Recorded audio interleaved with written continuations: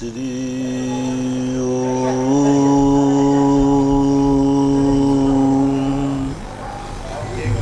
नमः सिद्धेभ्यः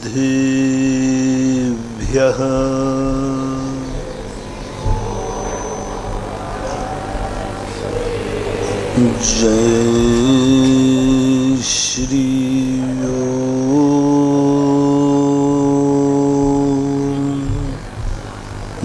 नमः सिद्धेभ्यः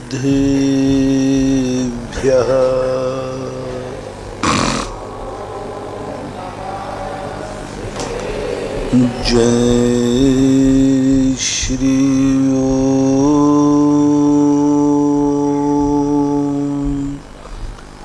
नमः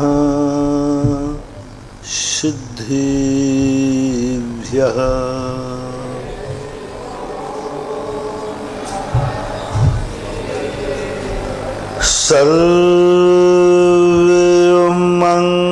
सर्वमंगल मांगल्यं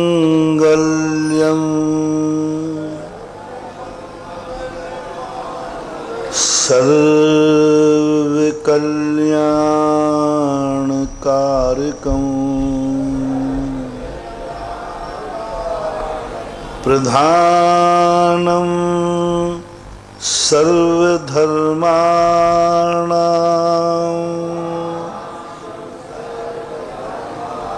जैनं जयतु शासनं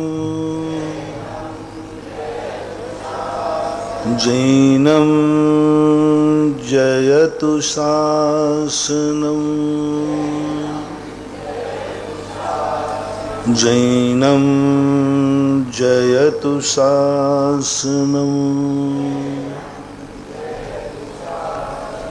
पंच परमेष्टि भगवान की, आचार्य श्री गुरुवर कुंद कुंद महाराज की, आचार्य श्री गुरुवर विद्यासागर महाराज की।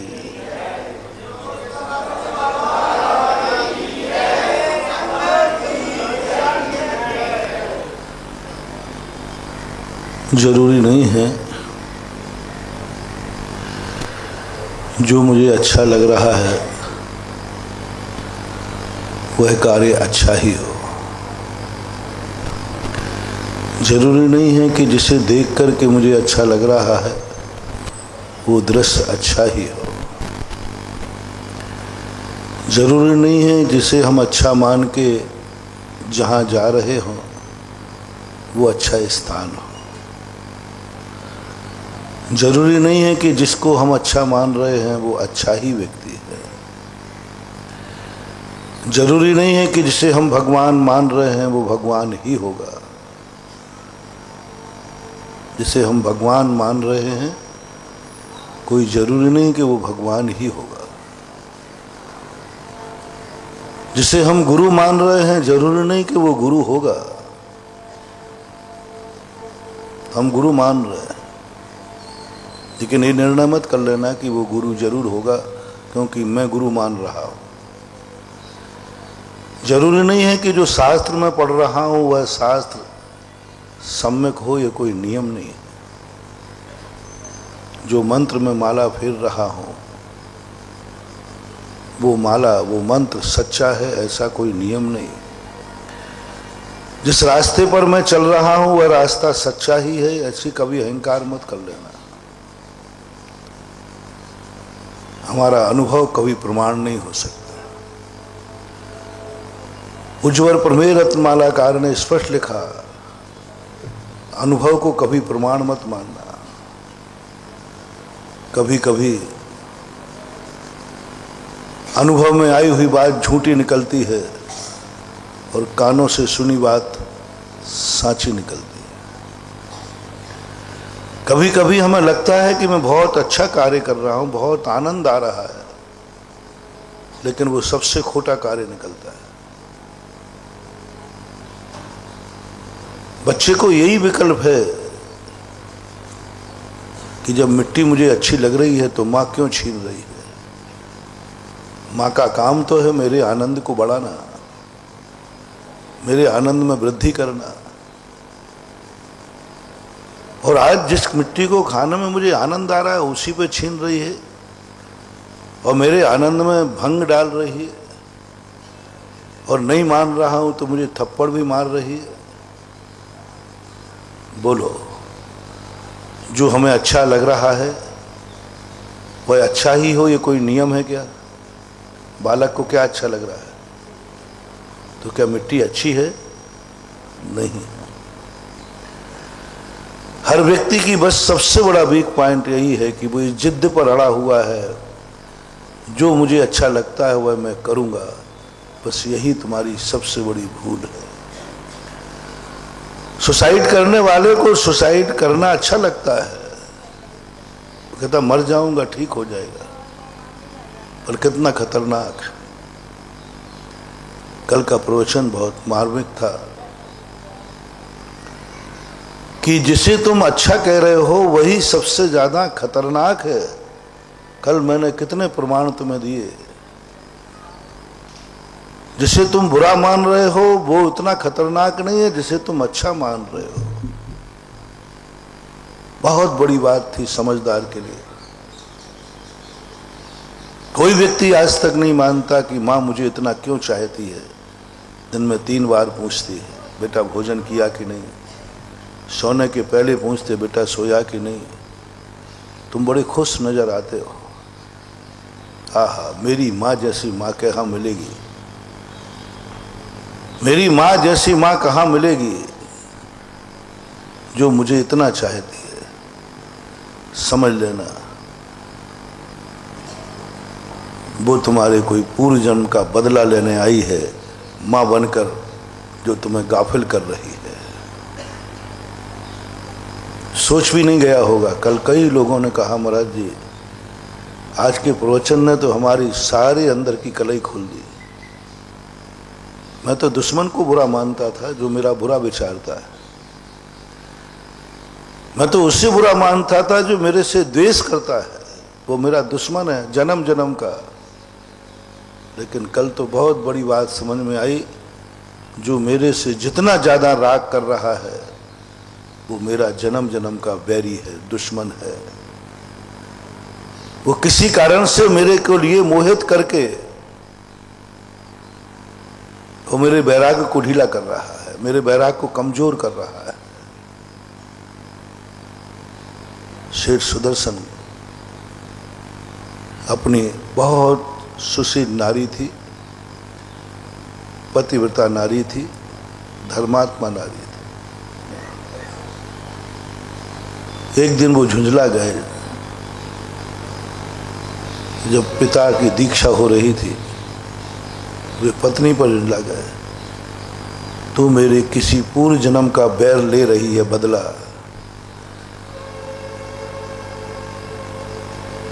तो मेरी दुश्मन बन के आई है किसी जन्म जन्म की।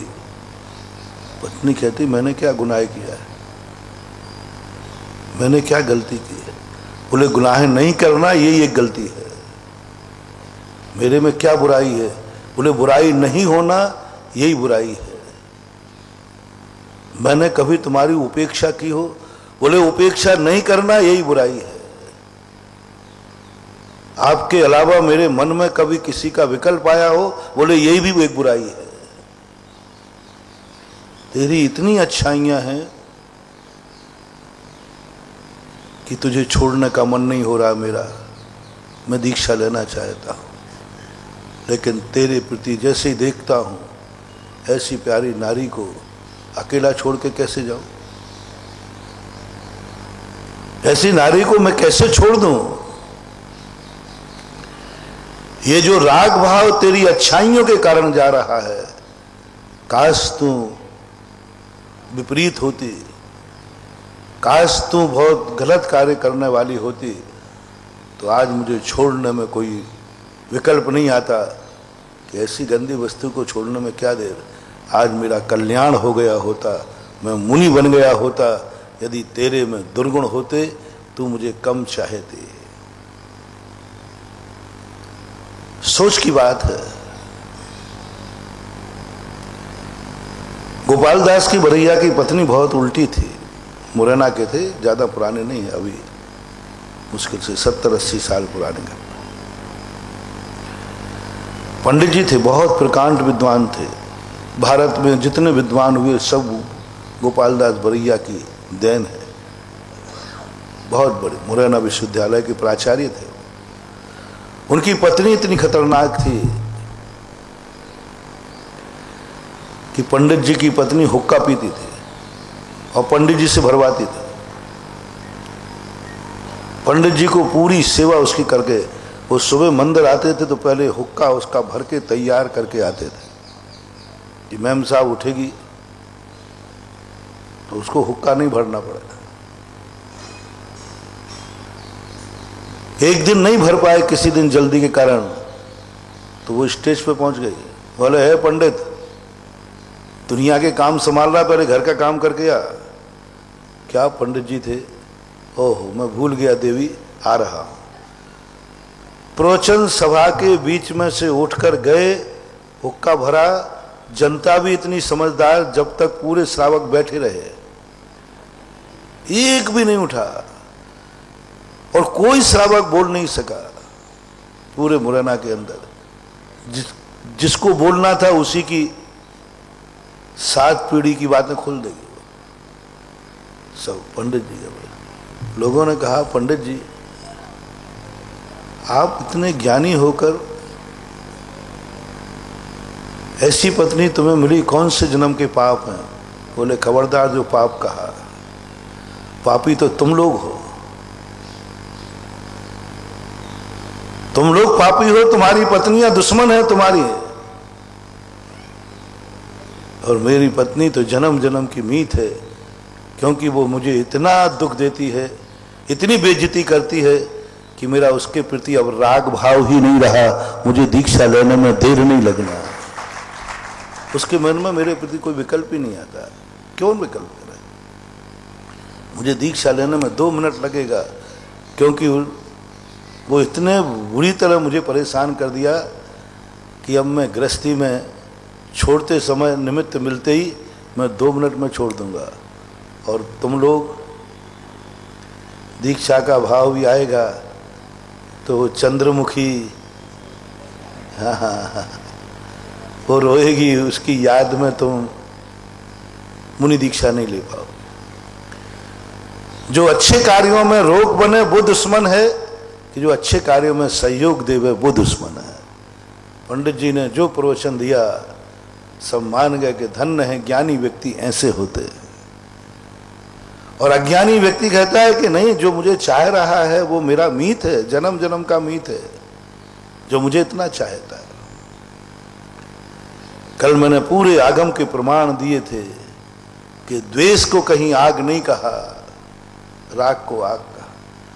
बंद में द्वेष को गौण कर दिया, राग को मुख कर दिया। अनादिकाल से हम द्वेष के कारण नहीं रुले हैं, राग के कारण रुले। अनादिकाल से हमें दुश्मनों ने मोक्ष मार्ग में जाने से नहीं रोका है, हमें अपनों ने मोक्ष मार्ग में जाने से रोका है। यदि आप दीक्षा लोगे, पड़ोसी आपका दुश्मन है, बोलो, क्या वो रोकेगा? बोलते नहीं हो, वो तो और क्या कहेगा साहब। कौन रोकेगा? जो तुम्हें सबसे ज्यादा चाहता होगा, जो सबसे ज्यादा चाहता होगा, जिसे तुम कहते हो कि दुनिया में कोई नहीं रहे, ये मेरा है, वो रोकेगा। वो नाटक करेगा, वो ऐसे नाटक करेगा कि तुम दहल जाओगे, रुक जाओगे। तुम्हें दान देना है, कौन रोकेगा? दुश्मन, घर का व्यक्ति रोकेगा। तुम्हें उपवास करना है, कौन रोकेगा? अपना। जितने धर्म के कार्य हैं इनमें रोकने वाला वही व्यक्ति होता है जो तुम्हें सबसे ज्यादा चाहता है, और वो अलगला बन जाता है। इसलिए कह दिया गया कि संसार में जो तुम मोह को समझ लो, द्वेष को तो तुम समझ गए, द्वेष अग्नि, क्रोध अग्नि तो तुम्हारे पास बहुत कम होती है, बहुत, लेकिन राग की अग्नि ऐसी होती है कि देवताओं में भी राग, ऐसा राग दहकता है उनमें, उसी राग भाव के कारण वे एक इंद्री बन जाते हैं। विषय चाहे दावा नल धो, मरत विलाप करत दुख सहो। इतना उनमें राग होता है, दोनों में एक दूसरे को इतना राग होता है देव देवी में कि वे दोनों मरते समय तड़पते हैं, अब मैं छूटा, अब मैं मरा, तू छूट जाएगे, आप छूट जाएंगे, तू छूट जाएगी, मैं छूट जाऊंगा। बस 6 महीने पहले जिनकी माला मुरझाती है, क्योंकि देवियां सदा बहुत सुशील होती है, देवता भी सुशील होते हैं। दोनों में तीव्र अनुराग होता है, तीव्र अनुराग। और दोनों की जैसे गले की माला मुरझाती है, बस 6 महीने तक वे दोनों रोते रहते हैं, ओह आप जैसे छूट जाएंगे, मेरे जैसे। और वही राग उसे देव से एक इंद्री बना देता है। द्वेष ने नहीं बनाया, द्वेष ने एक इंद्री नहीं बनाया। द्वेष बुद्धि किसी दुश्मन में नहीं लिखा मैंने कि फलाना व्यक्ति दुश्मन था, उस दुश्मन से इसने द्वेष किया तो वो एक इंद्री बन गया। मुझे उदाहरण नहीं मिला अभी तक, बने होंगे लेकिन उदाहरण नहीं मिला कि वह व्यक्ति फलाने से द्वेष रखता था, फलाना व्यक्ति उससे द्वेष रखता था, इसलिए दोनों मर के एक इंद्री हो गए। हमें मिला जो दोनों एक दूसरे से इतने राग रखते थे कि मरते समय भी इतना राग कि दोनों विषय चाय दावा नल धो, मरत विलाप करत दुख सहो। और वहां से मरकर तहते चय थावर तन धरे, एक इंद्रियों में चला गया। यानी चाहत हमें, जो माँ की चाहत है हमें एक इंद्री बना देगी, पत्नी की चाहत मुझे एक इंद्री बना देगी, भाई भाई की चाहत मुझे एक इंद्री बना देगी, हमारा सब कुछ लुटा देगी। क्योंकि राग और चाहत एक ऐसा मीठा जहर है जो पीते समय जहर जैसा लगता ही नहीं है, वो तो अमृत जैसा लगता है। और इसी से सबसे पहले सावधान रहना है। इन दुश्मनों को पहचानो, इन बैरियों को पहचानो। ये दुश्मन कौन है जो हमारे हर कार्य में बाधा डालता है, मुझे रोक रहा है, मेरे मन में राग पैदा कर रहा है, और मैं हर कार्य में, आप ध्यान देना चाहते हैं, तुरंत बेटा ध्यान में आ गया, बेटा अभी पढ़ रहा है, दुश्मन ध्यान में नहीं आया। दान देना चाहते, किस कारण रुक गया हाथ? मेरा प्यारा बेटा, वो बहुत अच्छी तरह कहता है पापा, बस वो पापा ने मोह लिया, पापा कहते ही बस उसने तुम्हें लूट लिया, मुझे लूट लिया, मुझे मिलके लूट लिया मेरे हुस्न वालों ने। मेरे चहेतों ने मुझे लूट लिया। वो गाना बहुत गलत नहीं है, यदि उसको आध्यात्मिक दृष्टि से देखो तो कल का प्रवचन उस गाने पर पूरा जाता है। जैन दर्शन पूरा उसी गाने पर आधारित है। मुझे मिल के लूट लिया मेरे हुस्न वालों ने। मुझे लूट कौन रहा है? मेरे चहेते मुझे लूट रहे हैं, मेरे चहेतों के कारण से मैं लूट रहा हूं, और मुझे इतना राग हो रहा है। देखना है, जिस व्यक्ति को तुम्हें ज्यादा राग आ जाए, समझ लेना अब तुम्हारी जिंदगी बहुत खतरनाक होने वाली है। तुम अब दुनिया में कुछ भी नहीं कर पाओगे, तुम पढ़ भी नहीं पाओगे। जिस बच्चे को मां से मोह होता है वो बच्चा कभी पढ़ नहीं पाता, क्योंकि पढ़ते ही उसको किसकी याद आती है? मां की। पढ़ ही नहीं पाते। कितने अच्छे बच्चे पढ़ नहीं पाए, इसलिए नहीं कि पैसा नहीं है, इसलिए नहीं कि बुद्धि नहीं है, बस मां के प्रति मोह है। और कितने बच्चे हैं जो मां नहीं पढ़ा पाई, मैं अपने बच्चे को बाहर नहीं भेजूंगी, यहीं रहेगा, जिंदगी खराब हो जाती। परमार्थ की बातें तो बहुत दूर रही, परमार्थ में तो ना जाने। एक भी व्यक्ति जब मुनि बनता है तो कोई मोह उसे बनने नहीं देता, लेकिन व्यक्ति इतना निर्मोही बन जाता है, बहुत गजब। बंधुओं, सावधान हो अपनी जिंदगी में, किसी से इतना राग मत करना कि वो तुम्हारे कारण धर्म से वंचित हो जाए। मैंने कहा ना, इतना द्वेष मत करना कि सामने वाले का तुम धर्म मिटा दो। इतना क्रोध मत करना कि सामने वाले की जिंदगी खत्म कर दो। इतना द्वेष मत करना, द्वेष तो होता है, द्वेष तो रहेगा, क्रोध आएगा, बस इतना क्रोध मत करना जिससे तुम दूसरे की जिंदगी मिटा दो। इतना क्रोध मत करना कि किसी परिवार के बच्चों को अनाथ कर दो। इतना द्वेष मत करना कि तुम किसी स्त्री को विधवा कर दो। इतना द्वेष मत करना कि तुम किसी माँ को निपूती कर दो। इतना द्वेष मत करना कि उसके परिवार की जिंदगी नींद हराम हो जाए। दुश्मन को इतना परेशान मत करना कि वो तुम्हारे कारण रात में सो भी ना पाए। तुम्हारे नाम लेते ही उसका हृदय कांप जाए, रोटी भी ना खा पाए, सुख से सुनो। बस इतना द्वेष मत करना। जैन दर्शन द्वेष के लिए मना नहीं कर रहा है। ग्रस्त हो तो द्वेष तो किसी ना किसी से होता है, क्रोध भी आता है, बस क्रोध की सीमा बांध रहा है। इतना क्रोध मत करना। तुम्हें गुस्सा आ रहा है, तुम गाली दे देना, लेकिन इतना गुस्सा मत करना कि उसकी जिंदगी खत्म कर दो। बस इतना सा रो। संकल्पी हिंसा का त्याग का अर्थ क्या है? इतना ही तो है कि संकल्पी हिंसा वही कहलाती है जो व्यक्ति इतना समझदार रहता है कि नहीं, मैं किसी की जिंदगी उजाड़ूंगा नहीं, क्रोध तो करूंगा, मैं किसी के घर बर्बाद नहीं करूंगा, क्रोध तो करूंगा। ये बातें क्रोध के संबंध में कही जाती है, राग के संबंध में समझो। ये तो तुम्हें समझ में आ जाती है, और आज आप सही कह रहे हो कि हमें इतना क्रोध नहीं करना चाहिए कि हम उसकी जिंदगी खत्म कर दें, मर्डर कर दें, उसका घर को उजाड़ दें, घर में आग लगा दें। और आज बात तो सही समझ में आ रही है।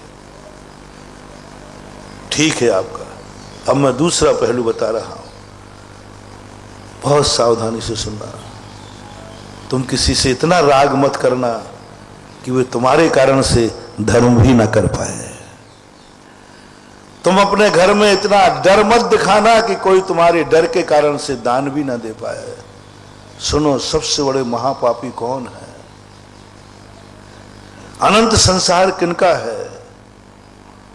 वे पापी ज्यादा नहीं हैं जो दान नहीं देते, जिन्होंने अपने परिवार में ऐसा टेलर बना रखा है, कोई व्यक्ति 1 रुपया दान नहीं दे सकता। थर थर कांपता, अरे भाई मैं दान दे दूंगा तो घर में कलह हो जाएगी। गजब तो जब हो गया जब बाप कांप रहा था बेटे से। महानुभाव, किसी दिन यदि पिता ये कह दे, कोई दान की बात आवे, तो आप दान बोल, अरे नहीं, आजकल आप जानते नहीं मेरे बेटे बहू को, यदि मैंने दे दिया दान ना तो कल से रोटियां बंद हो जाएंगी। क्या बात है? अरे बहू ये सुनाती है, बेटा ये सुनाता है, हे बुड्ढा कमाना तो बंद कर दिया, देना बंद क्यों नहीं किया? अब तेरी कमाई नहीं है। पिता कांप रहा है बेटे से। मेरे प्यारे बेटो, बहुत अनुग्रह दया करके कह रहा हूं, ये अभिशाप अपनी जिंदगी में मत ले लेना, नहीं तो तुम दाने दाने को मोहताज हो जाओ। इसको पत्थर की लकीर समझना। ये फरमान जारी है, जिनवाणी की साक्षी में बोल रहा हूं। जिंदगी में एक नियम तुम ले लेना, कुछ भी दान देना या नहीं देना। कहीं पिताजी दान देने में तेरे से डर तो नहीं रहे हैं? यदि कभी पता चल जाए, कोई पंच कह दे मैं कि तुम्हारे पिताजी से मैंने दान की कही थी, तुमने कहा कि बेटा अब बराबरी का हो गया है, उससे पूछ लेना है। पूछ लूं मैं? इससे बड़ा अभिशाप पिता का दूसरा कोई हो नहीं सकता। पिता ने क्या कहा? बेटे से पूछ लूं, बेटा बराबरी का हो गया है।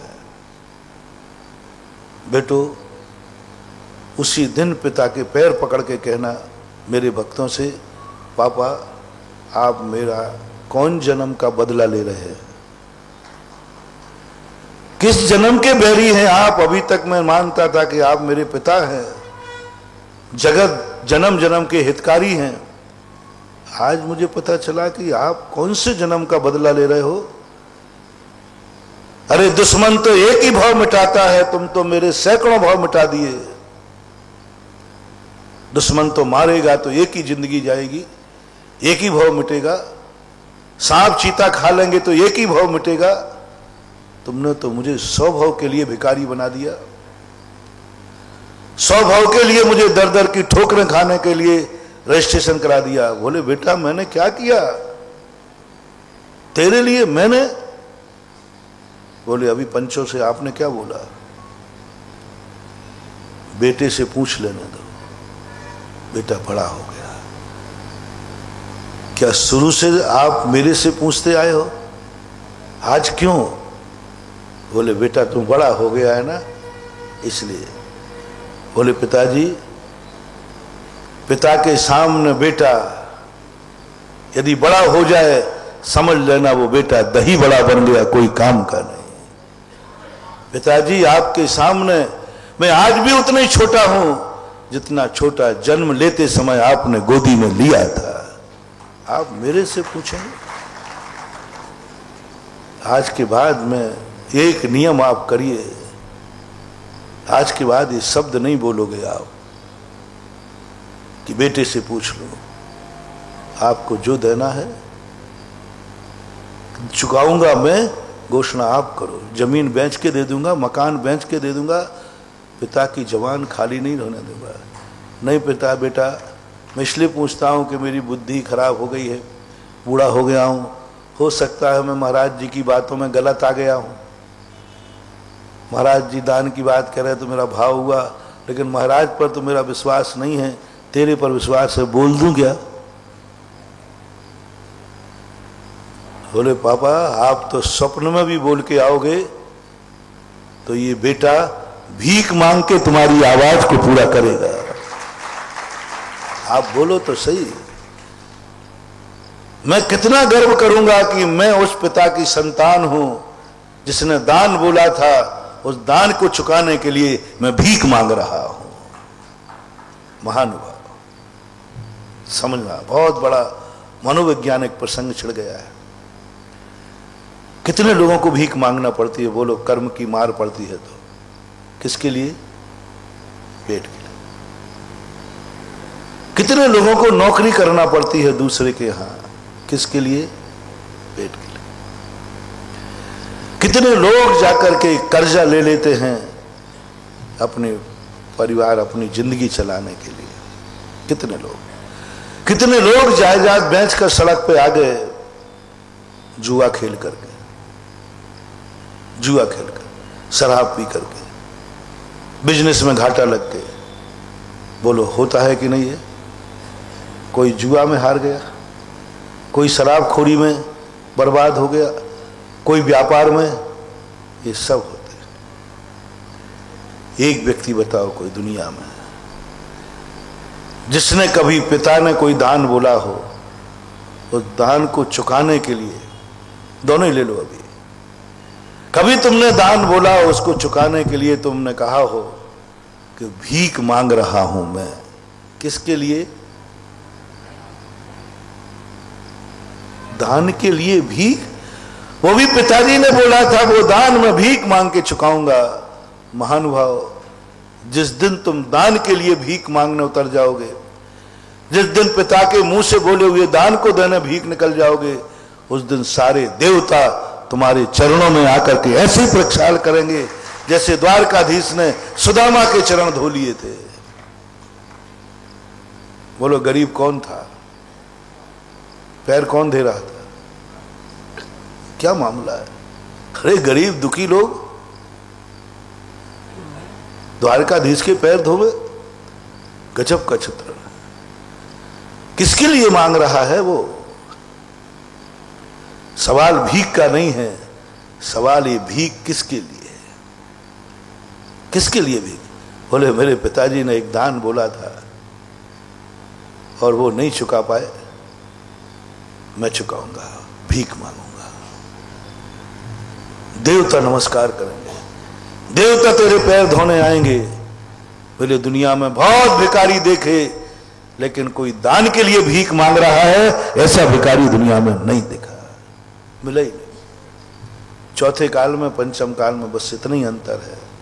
दान तो बहुत दे रहे लोग, दान की कमी नहीं है, बहुत कर रहे दान, लेकिन दान के लिए भीख मांगने को तैयार हो जाए, दान के लिए नौकरी करने को तैयार हो जाए, दान के लिए कभी जायदाद बेचने को तैयार हो जाए, और दान के खातिर कोई सारी जायदाद बेचकर फुटपाथ पर रात बिता दे, फुटपाथ पर रात बिता दे। बोले क्यों? इसकी ऐसी दुर्दशा क्यों हो गई? क्योंकि इसने दान बोला था, नहीं चुका पाया तो इसकी सारी जायदाद बिक गई। महानुभाव, फुटपाथ पर भी तो क्या, रेल की पटरी पर जाके बैठ जाना तो सलमान खान की गाड़ी तो छोड़ो, स्वर्ग के देवता तुझे लेने आ जाएंगे कि यो वो व्यक्ति है, वो व्यक्ति। कभी कष्ट उठाओ तो सही धर्म के लिए, कभी भिखारी बनो तो सही धर्म के लिए। धर्म के लिए, कर्म के लिए जो नंगा होता वो भिखारी कहलाता है, और धर्म के लिए जो नंगा होता वो साधु कहलाता है। फर्क ज्यादा कुछ नहीं है बोलिए, कोई भी ज्यादा फर्क नहीं है। वो कर्म की मार में हुआ है और हम धर्म को स्वभाव मानकर हुए। साधु है, भिक्षु है, दोनों की बाह्यचर्या एक सी है। वो तो कम से कम 2 बार खाता है,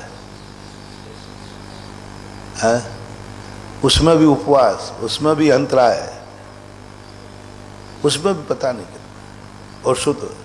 फिर भी वो कर्म की मार में कष्ट उठा रहा है, और साधु धर्म मान करके कष्ट उठाता है। ज्यादा अंतर नहीं होते हुए भी कितना अंतर है, जमीन और आसमान का। कभी बनो तो एक बार कष्ट तो उठाओ धर्म के खातिर, बिक तो जाओ एक बार धर्म के खातिर, अमर हो जाओ, लुट जाओ एक बार धर्म के खातिर। मरना तो सबको है और मरेंगे सब, एक बार मर जाओ धर्म के खातिर। मृत्वा अपि कृत्वा, एक बार। हमने बहुत धर्म किए हैं, बहुत धर्म किए हैं, मुनि तक हम बने हैं, बस धर्म के खातिर कभी मरे नहीं हैं, इसलिए अपना मोक्ष नहीं हुआ। धर्म तो किया है। नमोकार मंत्र की मालाएं हमने जितनी फेरी, करोड़ों फेरी, लेकिन मजा नहीं आया। नमोकार मंत्र पर कभी हम मरे नहीं हैं। और अंजन चोर ने नमोकार मंत्र पढ़ा नहीं, लेकिन नमोकार मंत्र पर मर गया। सींग से काटते समय क्या सोचा था उसने कि मेरा मरना निश्चित है, मरूंगा और क्या होगा, लो मैं मरूंगा और क्या होगा, सिद्धि हो गई। और अपन कहते मरूंगा तो नहीं महाराज, और मर रहे हो तो नमोकार मंत्र बचा ले, ये और भाव है। हम नमोकार मंत्र फिर रहे हैं कि महाराज नमोकार मंत्र मरते हुए को बचा लेता है, ऐसा हमने सुना है। और हम कह रहे हैं कि नमोकार मंत्र के लिए मुझे मरना पड़े तो मेरा नाम लिख लेना, बस उसी दिन नमोकार मंत्र सिद्ध हो गया।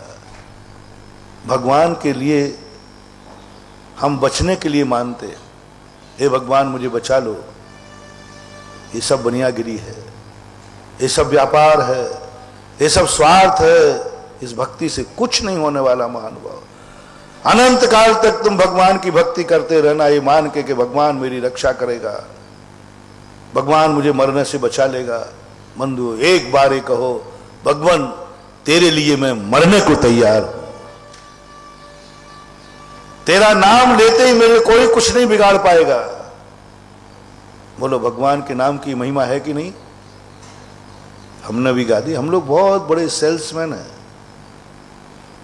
हमने कहा देखो भगवान का नाम ऐसा है कि जो भगवान का नाम लेता है उसका कोई बाल बांका नहीं कर सकता, कोई कुछ नहीं बिगाड़ सकता, क्योंकि भगवान का नाम ले रहा है।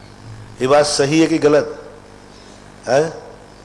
तो बोलो ना सब लोग, नाम लो भगवान का। जिस जिसका ये विश्वास हो कि भगवान का नाम लेने से इतनी ताकत है कि कोई कुछ नहीं बिगाड़ सकता, तो बोलो सब लोग, बोलो जय भगवान की। कौन नहीं बोला? किस लिए बोला तुमने जय भगवान की? किस लिए बोली तुमने जय भगवान की? इसलिए महाराज आपने कहा ना, जो भगवान का नाम लेता है उसका कोई कुछ बिगाड़ नहीं पाता, इसलिए मिल गया ना। अब मैं कहता हूं जो भगवान का नाम लेगा उसे मरना पड़ेगा, भगवान के नाम पर मरना पड़ेगा। बंदूक लगी है, भगवान का नाम लेगा तो मर जाएगा, मार डालूंगा, और नहीं लेगा छोड़ दूंगा। अभी तो साधु ने कहा था तो तुमने जल्दी कह दिया, क्योंकि क्या चॉकलेट दे दी थी मैंने? बोलो ना, चॉकलेट का नाम क्या था? कि भगवान का नाम लेने से कोई संकट नहीं आएगा, कोई तकलीफ नहीं आएगी। जाको राखे साइया, मार सके ना कोई, बाल न बाका कर सके जो जग बैरी होए। ये चॉकलेट हैं भैया, क्या है?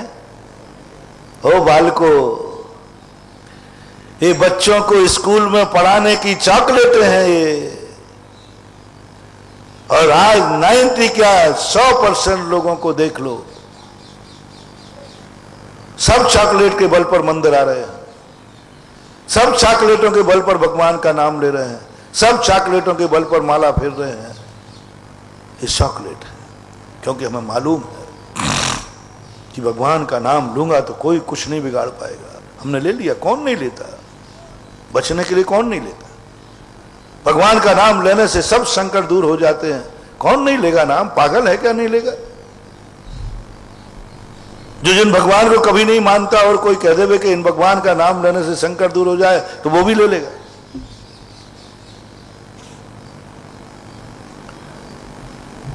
यहां ज्यादातर जैनी और हिंदू ज्यादा बैठे हैं। कोई मुस्लिम बैठा क्या? एक आध नहीं बैठा। आप लोग मुस्लिम धर्म को मानते हो, अल्लाह को कि नहीं?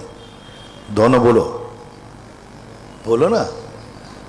और अभी एक विज्ञापन मैं दे दूं कि फलाने मजार पे जाके चादर चढ़ा दो, तो जिसके घर में बीमार है वो ठीक हो जाएगा, जिसका दुश्मन है वो मित्र बन जाएगा, जिसका केस चल रहा है वो जीत जाएगा। बोलो कितनी चादरें चढ़ जाएंगी? ना तुम्हें अल्लाह से मतलब है, ना बल्ला से मतलब है, ना राम महावीर से मतलब है, तुम्हें तो मतलब है एक पत्थर लगा के रख दो ना यहां, तो आप पूजने लग जाओगे। भारत इतने खुदाओं का देश है जितने कि यहां बंदे नहीं है। एक पत्थर रख दो बस, वहां पर पूजा पाठ चालू हो जाएगा। बस एक लगाना पड़ेगा, संकट मोचक। फिर तो देख लो वोट, फिर तो देखो, बस एक विज्ञापन करना है, मंदिर ये भगवान संकट मोचक है, तो कुछ नहीं होने वाला, मजा नहीं है। ये तो कुत्ते बिल्ली सूकर भी कर लेते हैं कि ये माँ बाप मेरे संकट में काम आने वाले, मुझे बचा लेंगे, तो वे भी माँ बाप के पीछे घूमते रहते हैं। अब में क्या अंतर है? एक दिन ऐसी कभी परीक्षा हो गई अपनी, जैसे जय मैंने अभी बुलवाई, आप सबने बोली, बोलो भगवान की, जोर से बोलो थोड़ा, बोलो भगवान की जय। ये तो साधु के कहने बोल दी ना। अब मैं भूलता हूं एक आध आतंकवादी को, तो बढ़िया बंदूक यहां लगाएगा। देख, यदि तूने भगवान की जय बोली कि गोली अंदर, बोली बाहर गोली अंदर, और नहीं बोलेगा तू तो तू बच जाएगा। अब मैं कह रहा हूं, बोलो भगवान की। गलत बोल रहे देखो। थोड़ा कल्पना करना, उस समय हिम्मत है बोलने की। और देखो वो डाकू है, मारी देगा, उसका कोई ठिकाना नहीं है। उसने कहा मुंह से भगवान का नाम लिया नहीं, गोली चल जाएगी, मर जा, मार डालूंगा। नहीं लिया तो ठीक है, फ्री कर दूंगा। बोलो कितने % लोग कहेंगे ठीक है मैं भगवान के नाम के लिए मरने को तैयार हूं। पक्का मान के मरना कि मारेगा, पक्का है, धमकी नहीं दे रहा है, वो मारेगा, निश्चित है। हे प्रभु, ना जाने दुनिया के लोग कितने कितने पापों के लिए मर गए, मैं तो तेरे नाम के लिए मर रहा हूं, चलाइए गोली, मैं मर रहा हूं। और बोल देगा। मंगल पांडे 1800 की लगभग 18वीं शताब्दी की घटना है। वो जानता था कि मैं मरे बिना नहीं रहूंगा। यदि मैंने इंकलाब जिंदाबाद का नारा लगा दिया तो मेरी मौत निश्चित है।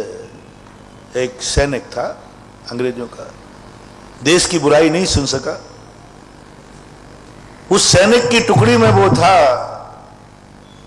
और हिंदुस्तान के लोगों को मारने जाना था। एक आंदोलन कर रहे थे देश की आजादी का, उन पर गोलियां चलाना थी। कमांडर बुराई पर बुराई किए जा रहा था, निर्दयी बना रहा था। मंगल पांडे से नहीं रहा गया। उसने कहा आज देश के लिए मैं मरूंगा, आज मैं देश के लिए मरूंगा, एक आवाज जरूर निकालूंगा। कुछ नहीं कर पाऊंगा, मेरे कहने से देश आजाद होने वाला भी नहीं है। बस इंकलाब जिंदाबाद ये नारा लगाया, मुश्किल से 3 कदम नहीं चल पाया, कमांडर ने गोली से मार दिया। उसने कहा आज मुझे गर्व है कि मैं देश के लिए मर रहा। वो जानता था कि मरना मेरा निश्चित है, कोई दुनिया की ताकत बचा नहीं सकती, लेकिन उसके मन में आ गया। कभी ऐसा भाव आ जाए कि लो मैं नाम तो लूंगा साहब, देख गोली से मार दिया जाएगा। बोले बस मैं यही चाहता हूं, मैं उस गुरु का चेला हूं जिसने कहा है कि बचने के लिए तो भगवान का नाम बहुत लिया, लेकिन भगवान के नाम के लिए मरने के लिए मुझे जिंदगी में एक दिन मिला है। बचने के लिए तो बहुत मौके आए, जब मेरे ऊपर संकट आया हमने भगवान का नाम लिया, लेकिन भगवान के नाम पर मरने का मौका मिला वो जिंदगी में एक बार मिला। अभाग्य है मेरे कि आज मैं मरूंगा भगवान के नाम के लिए। कभी ऐसा भाव आ जाए, कभी ऐसा भाव आ जाए तुम्हें, तब करते समय, उपवास करते समय, मरूंगा, ना जाने कितने लोग भूखे मर गए, ना जाने आज मैं उपवास के लिए भूखा रहूंगा, ना जाने कितने लोग बर्बाद हो गए पापों के कारण। ओहो, जिनका बाप व्यसनी था, बाप जुआरी था, बेटे को कौड़ी भी नहीं मिली। और ऐसे पिता हैं जो लाखों करोड़ों कमा के चले गए और बेटे ने सब कुछ स्वाहा कर दिया। आज मैं घर को कंगाल बनाऊंगा। जुआ ने तो बहुत घरों को कंगाल बनाया, जुआ ने तो बहुत घरों को कंगाल बनाया। मेरा मन कर रहा है आज मैं दान देकर के घर वालों को कंगाल बनाऊंगा धर्म के खातिर, और सबसे कह दूंगा मैं आज सब कुछ दान दे के आ गया, सब कुछ दान दे के आ गया और कंगाल बन गया। चलो निकलो बाहर। क्या सोच के, कितने लोग हैं जो जुआरी सब कुछ बेचकर घर परिवार को रोड पे ला देते हैं। कभी धर्म के खातिर ऐसा हो जाए, करना नहीं,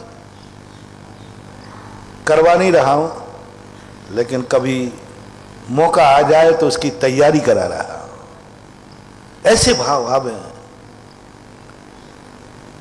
राजा हरिश्चंद्र को जब तुमने सुना होगा, स्वप्न में उनको भाव आ गया, मैंने सब कुछ राज्य दे दिया दान में। तुमने सोचा नहीं? पत्नी ने कहा मैं भी आदि राज्य की अर्धांगिनी हूं। बोले मैंने तो दे दिया। बेटे का सोचा नहीं? ऐसा क्या काम का दान? तो राजा हरिश्चंद्र कहते हैं हे रानी, हे बेटा, कितने राजा हैं जो आज जेल में पड़े हैं, कितने राजा हैं जो आज भिखारी हो गए हैं। दुश्मन ने उनका सब कुछ छीन लिया है, दुश्मन ने सब कुछ छीन करके रोड पर ला दिया। कितने राजा हैं जो अय्यासी के कारण से सब बर्बाद कर दिया। मैं जो बर्बाद हो रहा हूं कम से कम दान के कारण हो रहा हूं। राजा हरिश्चंद्र की सुन लो कहानी, काशी में जाके बिके तीनों प्राणी। जब वहां चले गए तो नौकरी कर रहा है, तीनों प्राणी नौकरी। तो पत्नी कहती है, देखो ऐसा धर्म किस काम का?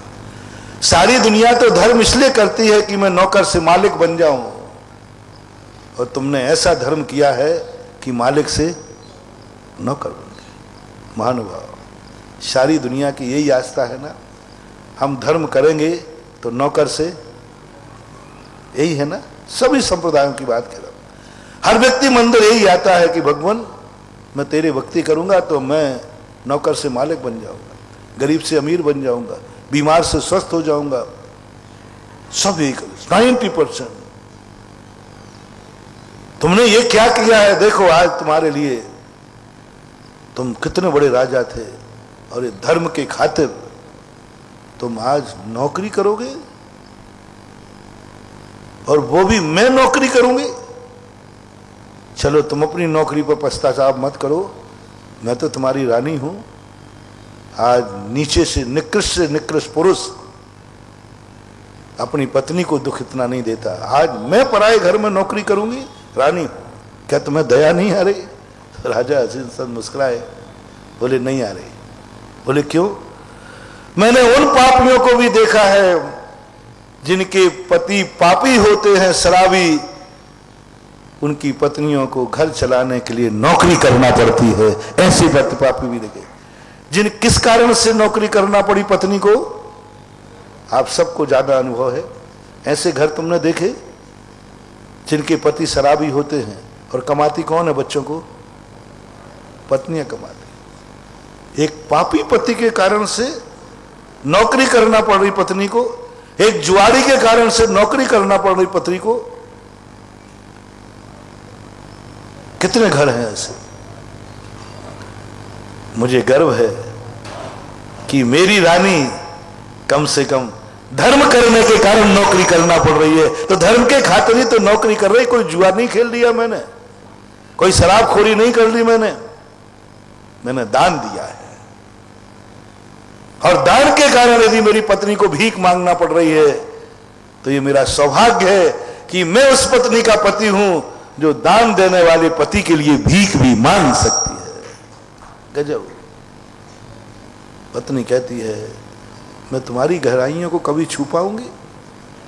इस दशा में गौर सुनो आगे की कहानी। बेटा पत्नी के साथ चला गया, इसको कोई नौकरी नहीं मिली। एक चांडाल के यहां नौकरी मिली, राजा हरिश्चंद्र को। और चांडाल का कार्य क्या होता है? मुख्य रूप से जो मुर्दे आते ना, उनका कफन लेना, और वहां जो कुछ भी चढ़ोतरी चढ़ती है, अभी भी शायद मुझे दिखता है कि परंपरा शायद होना चाहिए कि मरघट में जाने के पहले अर्थी को थोड़ी देर पहले रखते हैं, वहां कुछ पैसा निकाल के डालते हैं और फिर अर्थी को ले जाकर के जलाते हैं। गांव में परंपरा ऐसी होती थी। वो टैक्स था, उसका टैक्स था। राजा हरिश्चंद्र को वो नौकरी मिली कि शमशान घाट में जितनी अर्थी जलने आएंगी उनका कफन और उनसे जो भी चढ़ोतरी मिले वो इकट्ठी करके तुम्हें देना है, तुम्हें एक टाइम भोजन मिलेगा। और रानी एक बागवान के यहां नौकरी की। बागवान करते करते एक दिन बच्चे को सांप ने काट लिया। संकट जब आता है तो छप्पड़ फाड़ के आता है। काट लिया सांप, मर गया बच्चा। और एक दिन के खाने पर दोनों प्राणी नौकरी कर रहे थे,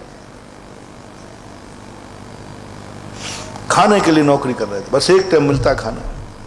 मर गया तो बच्चे को ले जाकर के मरघट की तरफ गई। हरिश्चंद्र वहां नौकर थे, बोले टैक्स लाओ, कफन लाओ। बोले तुम्हें शर्म नहीं आती? मैं कौन हूं तुम्हारी? क्या बचने दिया जो तुम आज मांग रहे हो? बोले मैं किसी को नहीं जानता हूं, चांडाल मेरा मालिक है, मैं नौकर हूं, बिना उसके अंदर नहीं जाने दूंगा। ब्रह्मांड कांप गया, कांप गया। ऐसा कि पत्नी और बेटा जिसके पास कुछ नहीं है, सब कुछ उसको मालूम है, नहीं जाने दूंगा। नहीं जाने दूंगा, पहले कफन तो है, कफन तो लूंगा कम से कम। माँ के पास तो कफन भी था नहीं बेचारी के प्रति, बहुत गिड़गिड़ाई कि कम से कम बेटे की लाश तो ठिकाने रखने दो, इसके जन्मदाता आप पिता हो। बोले नहीं, ये माप मेरा मालिक कर सकता है, मैं तो उस मालिक का नौकर हूं, मैं तो नहीं जाना। कैसी स्थिति? बोले इसी स्थिति तुमने ला दी, तुम्हें नहीं आ रही? बोले ना जाने ऐसे कितने लोग हैं जो पापों की मार से ऐसी दशा हो जाती है कि छिन्न भिन्न हो जाते। पति कहीं रहता, पत्नी कहीं रहती, बेटा कहीं रहता, मिलते ही। अंत में बोले मैं क्या फाड़ दूं, ये फटी हुई साड़ी है, इसी को आंचल को फाड़ के उड़ा देती हूं। हरिश्चंद्र को दया नहीं आई, बोले कुछ भी करो, टैक्स होगा, कफन तो देना ही पड़ेगा। बोलो देखो, तुम पति होकर नारी की लाज आंचल होती है, नारी की लज्जा आंचल होती है, उसे ही तुम फाड़ने की बात कह रहे हो। बोले कोई बड़ी बात नहीं, तुम्हें कोई दया नहीं आ रही? बोले नहीं, मैंने ऐसे लोग भी देखे हैं जिनकी पत्नियों ने जुआ के कारण जिनके चीर हरण हुए हैं, हमारे तो धर्म के कारण ही हो रहा है। बोलो सती द्रौपदी का चीर हरण किस कारण हुआ था? जुआ के कारण। पाप के कारण से एक पत्नी का चीर हरण होना। मेरी पत्नी का चीर तो फट रहा है धर्म के खातिर, दान के खातिर, धर्म के खातिर। मैंने कोई पाप नहीं किया, मैंने जुआ नहीं खेला है, मैंने जुआ नहीं खेला है, मैंने कोई शराबगिरी नहीं की है, मैंने कोई अय्यासी नहीं की है, मैंने तो दान दिया। और दान के कारण से ना जाने कितनी स्त्रियों के आंचल जुआरी पतियों ने फड़वा डाले, चीर हरण करवा डाले। मैं तो दान के कारण हो रहा हूं। मुझे गर्व है कि आज मेरी पत्नी का चीर आंचल फटेगा, वो भी किस कारण से? धर्म के कारण से। ब्रह्मांड कांप गया, ऐसा ब्रह्मांड कांपा, ऐसा ब्रह्मांड कांप गया। देवताओं ने आकर के पुष्प वृष्टि कर दी और बालक को जिंदा कर दिया, और तीनों परिवारों के लिए फिर खांगे। इतने भी निर्दयी लोग होते हैं धर्म के खातिर। बेटे का कफन मांग लिया, अरे क्या फर्क पड़ता था, कह देते ठीक है 2 नंबर में चले जाओ, कर देते। और शायद चांडाल भी नहीं कहता कि भाई ठीक है तुम्हारा बेटा था, बिना उसके दफना दिया, क्या फर्क पड़ता, बेटा ही तो था, इतनी छूट तो तुम्हारे यहां होती है नहीं। लेकिन राजा हरिश्चंद्र कहते जिस धर्म के खातिर मैं सारा राज्य छोड़कर दर की ठोकरें खा रहा हूं, उसी धर्म को एक बेटे के खातिर बेच दूं? नहीं, बेटे का भी कफन मांग लिया, अपनी पत्नी का आंचल कफन के खातिर टैक्स में ले लिया। किसके खातिर? सोचो कभी ऐसा हो तो क्या हो। छाती पे हाथ रखो। क्या धर्म के प्रति ऐसी श्रद्धा है? क्या धर्म के प्रति ऐसी चाहत है? क्या धर्म का कार्य करने की? इसलिए मैं कह रहा हूं, अपनी जिंदगी में एक नियम ले लेना, अपने घरों में बड़ों को, बड़े कहीं तुमसे डर तो नहीं रहे हैं अच्छा कार्य करने में। मूल सूत्र अपना क्या चल रहा है? राजा हरिश्चंद्र जैसी, कहीं राजा हरिश्चंद्र डर तो नहीं रहा है कि रानी से बिना पूछे कैसे दे दूं? कहीं धर्मराज डर तो नहीं रहे हैं भाइयों से पूछे बिना इंद्रप्रस्थ दाव पे कैसे लगा दूं? कैसा है तुम्हारा घर? कोई नहीं बचा सकता तुम्हारे घर को। तुम्हारा भाई डर रहा है कि मैं नहीं बोल सकता। कितने भाई मेरे सामने आते हैं, पहले तो मैंने माता पिता की बताया, महाराज जी नहीं कर सकता मैं, बेटा बड़ा हो गया, उसके बिना कांप रहा है माता पिता भाई। अरे मैं सारी संपत्ति दाव पे कैसे लगा सकता हूं? भाई बराबरी का हो गया, भाई से पूछना पड़ेगा। समझ लेना, ये पांडवों का घर नहीं है, ये दुर्योधन का घर है, ये राम का घर नहीं है, ये रावण का घर है। जिस घर में बड़े भाई को पूछना पड़ रहा है कि छोटे भाई से पूछ लो, थर थर कांपता है, महाराज जी लठ चल जाएंगे घर में, झगड़े हो जाएंगे घर में, मैं नहीं बोल सकता, बोले क्यों? महाराज जी अब संपत्ति पे तो सबका बराबर। धन्य है वे धर्मराज, धन्य है रे धर्मराज, किस मुंह से कहूं उनकी प्रशंसा। धर्मराज ने यह भी नहीं सोचा कि इंद्रप्रस्थ पर अकेला मेरा अधिकार नहीं है।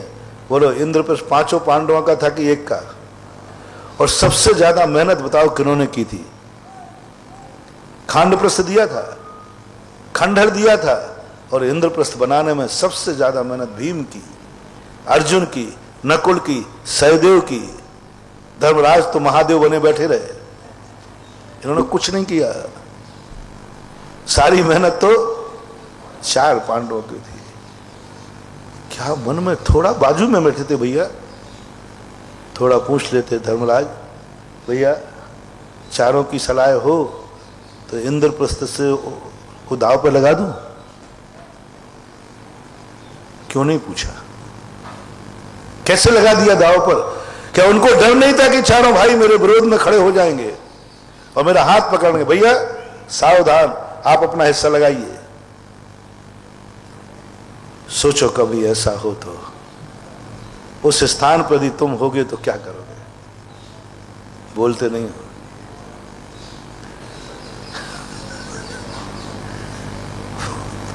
भाई का हाथ तो छोड़ो, कह दो हाथ तो छोड़ो, गर्दन पकड़ लोगे। है भाई खबरदार, बराबर का हकदार हो, लगाना है तो अपना हिस्सा बांट लगा दीजिए। धर्मराज को संदेह भी नहीं हुआ कि मेरे भाई बराबरी के हैं और इनका बराबर अधिकार है, यदि विरोध में खड़े हो गए तो क्या होगा। धर्मराज को इतना विश्वास था। उन चारों भाइयों ने मां के सामने वचन दिया था कि धर्मराज जो करेंगे कभी मैं उनका हाथ नहीं पकड़ूंगा। उन भाइयों ने अधिकार दिया। ये अधिकार धर्मराज ने लिया नहीं था, सुन रहे हो ना? ये अधिकार धर्मराज ने लिया नहीं था, ये अधिकार चारों भाइयों ने दिया था कि मैं नहीं रोकूंगा। और धर्मराज को विश्वास था मेरे भाई, सवाल ही नहीं उठता, मेरे भाई मुझे नहीं लगाने देंगे, सवाल ही नहीं उठता। मेरे भाई वो हैं। ओहो, जब भाइयों को दाव पर लगा रहे तब तो पूछ लेते कि भाई मैं तुम लोगों को दाव पर लगा सकता हूं क्या? तब भी नहीं पूछा, दाव पर लगा दिया, दास बना दिया। कैसा बड़ा भाई जो भीम को दास बना दिया दुर्योधन के सामने। अरे भीम एक मुकदर घोड़ा घुमा देता तो, लेकिन दास बन गया। किसके खातिर? भाई के खातिर। मात्र एक भाई ने उसको दास बना दिया, चूंकि मुझे भाई ने दाव पे लगाया है। बोलो चारों भाई दाव पे लगे थे या धर्मराज ने लगाया था? भीम दाव पे लगता दास बनता, वो तो वहीं सबको निपटा देता, लेकिन चारों भाई गर्दन नीची करके लग गए। धर्मराज को थोड़ा तो सोचना चाहिए था कि द्रौपदी को स्वयंवर मंडप में बर के कौन लाया था?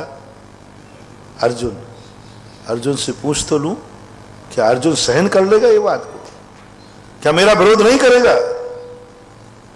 धर्मराज का इतना विश्वास था अपने भाइयों के ऊपर, नहीं, हमारे भाई दास बन सकते हैं, पत्नी का चीरहरण देख सकते हैं, इंद्रप्रस्थ लुटता हुआ देख सकते हैं, लेकिन वो मेरा हाथ नहीं पकड़ सकते, मेरा विरोध नहीं कर सकते।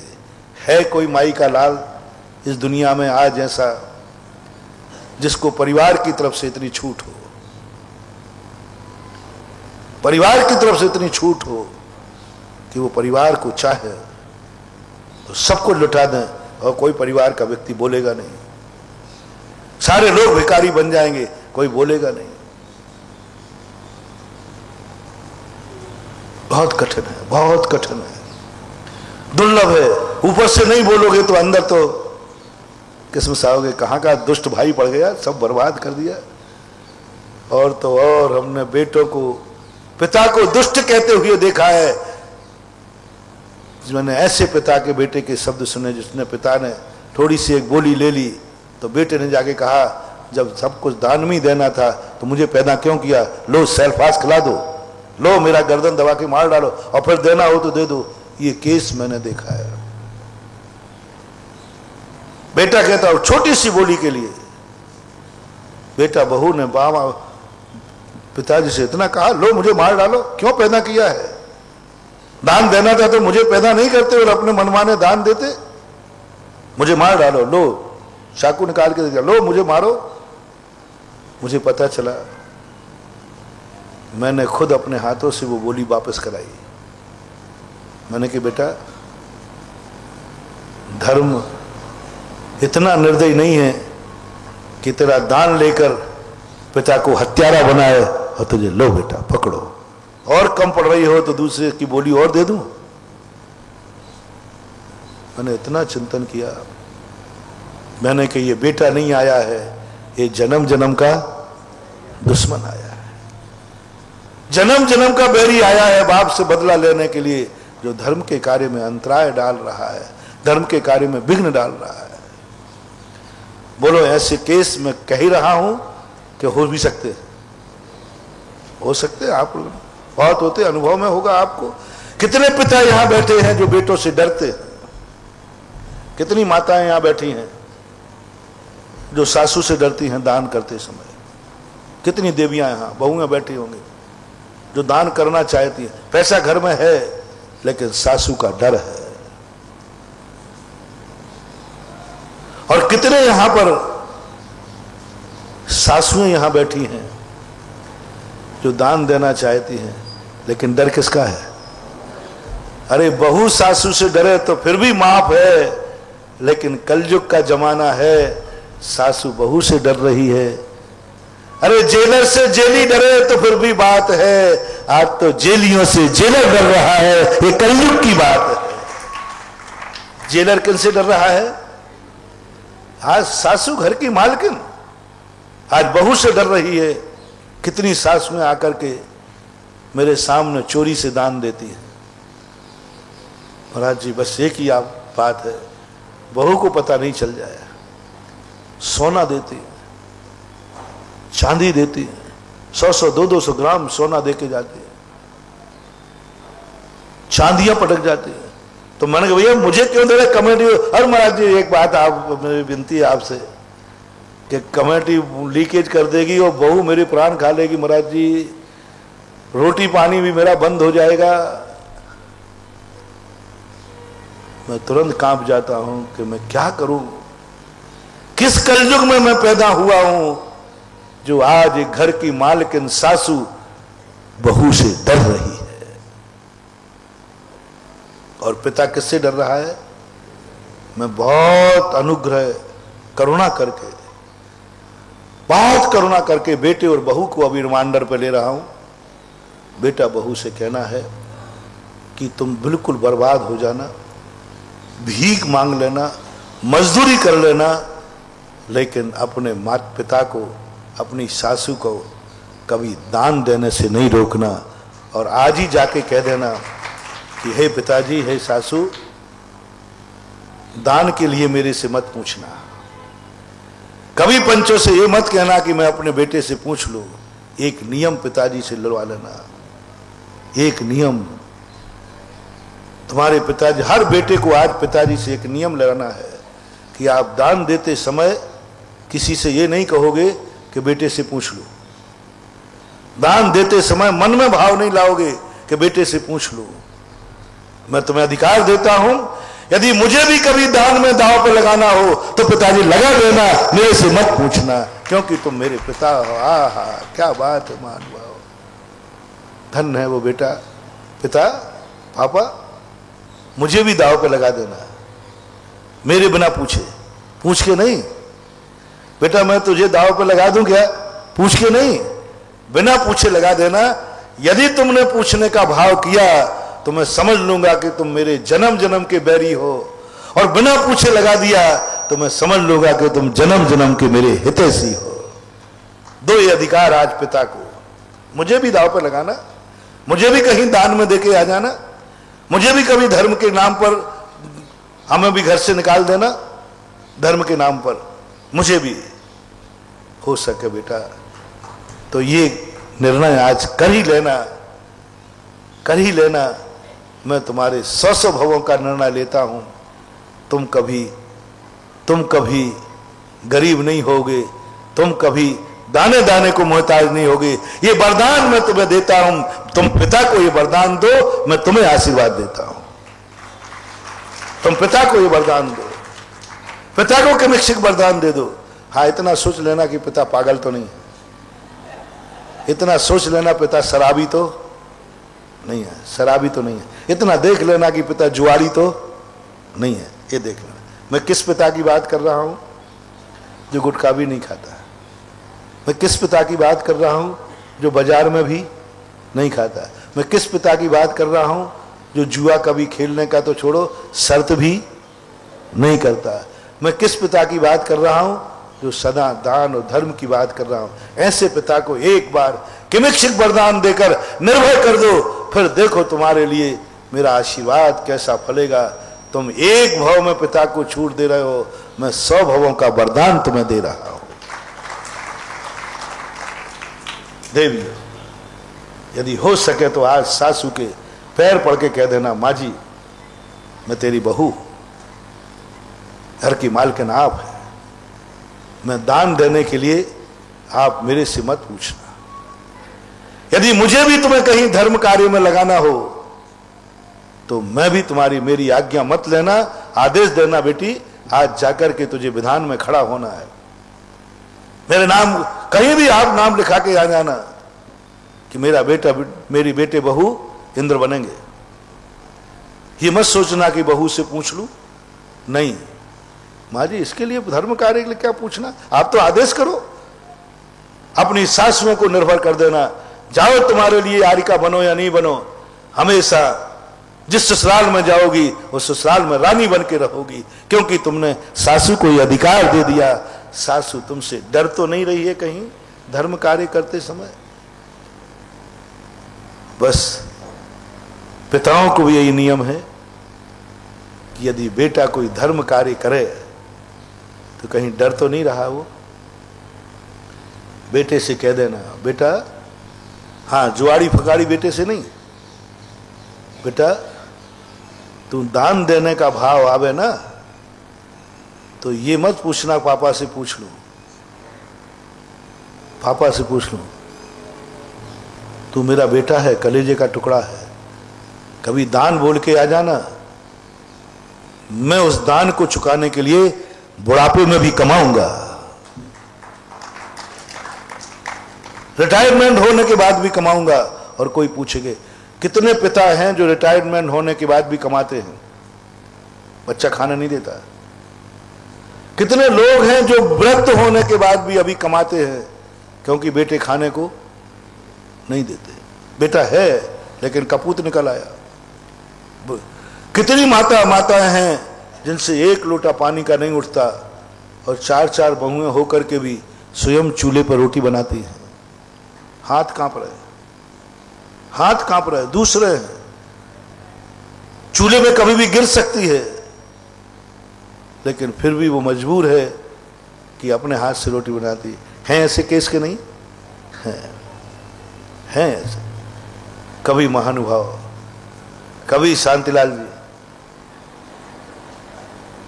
अब तुम धंधा पानी सब छोड़ दिया मुझे मालूम, लेकिन यदि तुम्हारा बेटा कभी दान दे के आ जाए तो बेटे से कह देना, बेटा जिस बुढ़ापे में मुझे धंधा नहीं करना चाहिए था उस बुढ़ापे में भी व्यापार करूंगा।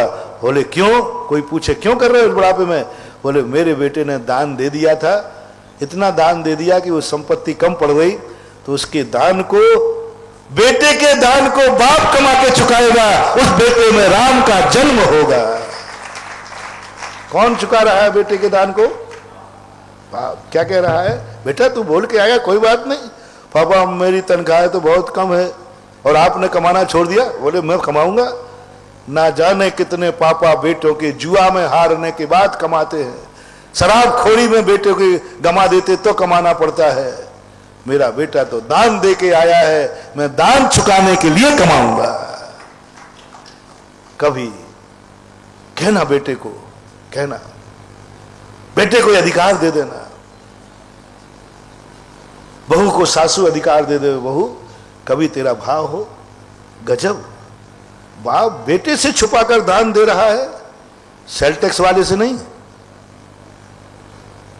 इनकम टैक्स वाले से नहीं, बाप बेटे से छुपा करके दान दे रहा है और बेटा बाप के छुपा के दान दे रहा है। बेटे से, यही ब्यावर की घटना है। एक बेटे ने बाप से छुपा के दान, नाम नहीं बताऊंगा, बोले महाराज बस पापा को पता नहीं चल जाए। मैंने कि मामला क्या है? बोले महाराज जी बस मैं दान जो कहो दे दूं, पापा को पता नहीं चलना चाहिए। हम लोग साधु लोग तो बहुत कांप जाते हैं कि हे भगवान, कैसा घर है जहां बेटा बाप से छुपा करके दान दे रहा है, धर्म कर रहा है, पाप नहीं कर रहा है। ये तो मैंने सुना है कि बाप से छुपा करके लोग सिगरेट पीते हैं, गुटखा खाते, शराब पीते, पाप करते हैं। ये तो कोई बात नहीं, बाप से छुप करके पाप करते हैं, और बाप भी बेटे से छुप करके पाप करता है, ये भी ठीक है। कितने बाप हैं जो अच्छा लग रहा है ना, ये तो ठीक है। बाप को कोई बुरी आदत है तो बेटे से छुप करके करता है। कई पिता बाथरूम में जाके सिगरेट पीते हैं, बोले क्यों? वो छोकरे को पता नहीं चल जाए, कहीं वो चालू कर देगा तो कोई बात नहीं। यदि बाप बेटे से छुप करके पाप कर रहा है तो भी क्षम है, और बेटा पिता से छुप करके पाप कर रहा है तो भी क्षम है। लेकिन तुम क्या कर रहे हो? बोलो ना। दान धर्म बाप से छुप करके करना पड़ रहा है। सुनो पिताओ, धिक्कार है तुम्हें जो तुम्हारा बेटा कलेजे का टुकड़ा तुमसे छुप करके दान दे रहा है। यानी तुम कितने निकृष्ट हो। ये कर्म, ये धर्म तुम्हें 100 भवों तक माफ नहीं करेगा, 100 भवों तक तुमसे भीख मंगवाएगा, क्योंकि बेटा तुमसे दान देने के लिए छुप के दे रहा है। जब बेटा तुमसे छुप करके दान देवे, सावधान पिताओं, 100 भवों के लिए तुम्हें भिखारी का रजिस्ट्रेशन हो चुका, क्योंकि पिता छुप के दान दे रहा है। और यही बेटा, हे बेटो, पिता तेरा पिता तेरे से छुपा करके दान दे रहा है कि बेटे को पता नहीं चल जाए महाराज जी ये दान देना है। बहू को पता नहीं चल जाए सासू दान दे रही है, 50 सासुएं दान देती हैं, बस पता नहीं चल जाए। एक माँ ने तो दान दिया, नाम मत पूछना, उसने अपने हाथ की चूड़ियां उतार करके दान दे दी। कहीं एक कोई कार्यक्रम था उसमें दे दी चुपचाप आकर के, और बाहर हल्ला मचा दिया, मेरी चूड़ियां चोरी चली गई। मेरी चूड़ियां, बोले मैं आ रही थी तो रास्ते में एक चोर आ रहा, बोले माँ जी ये चूड़ियां उतार के रख लो, कोई चोर आ रहा है। तो मैंने उसको दे दी, वो तो लेके भाग गया। कौन था चोर? मैं शक्ल नहीं जानता। मैंने कहा कि ये पता किया मैंने, तो मैंने कही माँ जी, बड़े बड़ा चुप।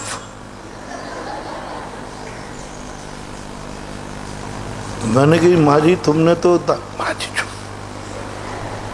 अभी मत बोलो, आप ये मत कहना चूड़ियां मिल गई या चूड़ियां यहां। बाद में आए, बोले माँ जी, महाराज जी, हमें घर में जिंदा रहना है, यदि मैं कह देती मैं अपनी चूड़ियां दान में दे आई तो इतना घर में झगड़ा होता कि शायद हम घर में नहीं रह पाते। तो देना था मुझे दान, और हल्ला उड़ा दिया चोरी का। बोलो महानुभाव, बोलो देवियों, सासू को ये नाटक क्यों करना पड़ा? चूड़ियां तो दान में गई कि नहीं, लेकिन किस कारण से करना पड़ा ये?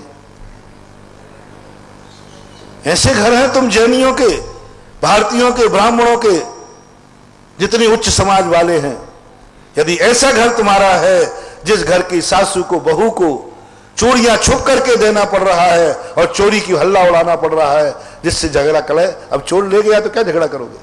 यानी चोर ले जाए तो झगड़ा नहीं होगा। मैंने कही माँ जी, चोर ले गया तो कोई, कहीं नहीं महाराज, चोर ले जाए तो कोई झगड़ा नहीं होगा, लेकिन दान का पता चल जाए तो, यानी चोरी का पता चल गया तो झगड़ा नहीं, और दान का पता चल गया तो झगड़ा है, बोलो इस युग को कौन सा युग कहूं और उस घर को कौन सा घर कहूं? आप लोग फैसला करो। चोरी चली गई तो झगड़ा नहीं, और दान में चली गई चूड़ियां तो झगड़ा है। ऐसे घर को मैं भारतीय घर नहीं कह सकता, जैन घर नहीं कह सकता, और ऐसे घर की दरिद्रता को मैं नहीं बचा सकता। जाओ, उस घर में दरिद्रता आएगी, उस घर में चोर आएंगे, उस घर में लुटेरे आएंगे, नियम से आएंगे। जिस घर की चोरी हो जाए तो कोई कलह नहीं है, और दान हो जाए तो कलह है। महानुभाव, ये अपराध मत करो, मत करो ये अपराध। हर व्यक्ति को धर्म कार्य की छूट दे दो, धर्म कार्य से निर्भय कर दो। हमें पूरा ज्ञान नहीं है, लेकिन ऐसा सुना है कि जिस समय शादी के 7 वचन दिए जाते, उनमें किसी पंडित ने बताया था कि ये कहा जाता है कि मैं तुम्हारी हर आज्ञा में चलूंगी, लेकिन धर्म कार्य में आपकी आज्ञा लेना जरूरी नहीं है। मैंने कहा कि ये आप बुलवाते? शादियां आप लोगों की हुई हैं कि नहीं? तो ये वचन आया था उसमें कि नहीं है? शांतिलाल जी, सज्जन बताओ, तो आया था कि नहीं आया था? ना सबका आ रहा है, ठीक है, आया था। इसका लॉजिक सोचा कितना है? यह है अमीर बनने का सूत्र, यह है जन्म जन्म की अमीरी का बीज, जन्म जन्म की अमीरी का बीज। तुम समझ रहे हो कि यह हमारे लिए बंधन किया गया, नारी को स्वच्छंद किया गया? स्वच्छंद नहीं किया गया, ये वचन देकर के तुम्हें जन्म जन्म के लिए अमीरी का बीजारोपण कर दिया गया। जिस घर में नारी जा रही है जहां धर्म की कोई पाबंदी नहीं रहेगी, हो मेरी नारी, मेरी बिटिया उस घर में गई है जहां धर्म की कोई पाबंदी नहीं है। अब मेरी बिटिया का कुछ भी नहीं बिगड़ सकता, क्योंकि धर्म की पाबंदी मेरे उस घर में नहीं है जिस घर में मेरी बेटी गई है। बहुत बड़ा बंधुओं के 7 वचनों में से सर्वश्रेष्ठ वचन है। मैं धर्म कार्य में तुम्हें कोई बाधा नहीं, मेरी आज्ञा के बिना भी आप धर्म कार्य कर सकते, लेकिन अन्य कार्य नहीं करोगी मेरी आज्ञा के। हाँ, वो तो वचन देती हूं, भारतीय नारी है, लेकिन धर्म कार्य में आप रोकना नहीं, ये वचन लिया जाता है। और सही बोलना, सबसे ज्यादा तुम्हारे यहां टोका टाकी किससे होती है? बोल दो ना, पकड़ में तो आ ही गए। धर्म कार्य में तुझे दिन भर मंदिर ही मंदिर दिखता है। 90% पति पत्नी को जब डांटते हैं कोई पत्नी धर्मात्मा, तुझे 24 घंटे मंदिर ही मंदिर दिखता है।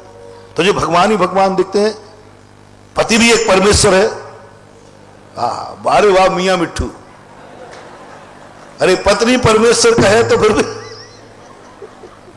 पत्नी परमेश्वर कहे तो फिर भी ठीक है, भला आदमी स्वयं बोल रहा है अरे भाई वही परमेश्वर नहीं है, तेरा पति भी परमेश्वर है, देख शास्त्र उठा के पढ़। तो तेरे मेरा भी ध्यान रखा कर। बाजार घूमने वाली पत्नी को तुम जबान नहीं खोल सकोगे। बाजार घूमने वाली, पिक्चर जाने वाली पत्नी को कह के देखना है क्या पिक्चर जाती है, क्या बाजार घूमती है, और तू पति का ध्यान नहीं रखती, वो ऐसी सुनाएगी कि चौकड़ी भूल जाओगे। किसको तुम मुलायना देते हो? बेचारी धर्मात्मा को, जो सही में तुम्हें परमेश्वर मानती है। क्या मंदिर मंदिर दिखता है? सुबह का प्रवचन पत्नियां स्त्रियां क्यों नहीं सुन पाती? सुनो रे पुरुष लोगों, तुम्हारी खैरियत नहीं है, वो तुम्हारी खातिर, क्योंकि तुम यहां से जाओगे भूखे टूटोगे। तुम्हारे खातिर ये सबसे बड़ा पाप है। तुम्हारे भोजन के कारण, तुम्हारे पेट के कारण तुम्हारी मां, तुम्हारी पत्नी, तुम्हारी बहन अनमोल चतुर्मास मिला है जिंदगी में, उस चतुर्मास का प्रवचन का लाभ नहीं ले पा रहे। सारी दुनिया तरस रही है कि मैं लाभ लेना है, सारी दुनिया बाहर से आकर लाभ ले रही, तुम्हारी भर की महिला प्रवचन में नहीं आ पा रही, क्योंकि उसको आपके लिए रोटी बनाना है, आपके बच्चों की रोटी बनाना है।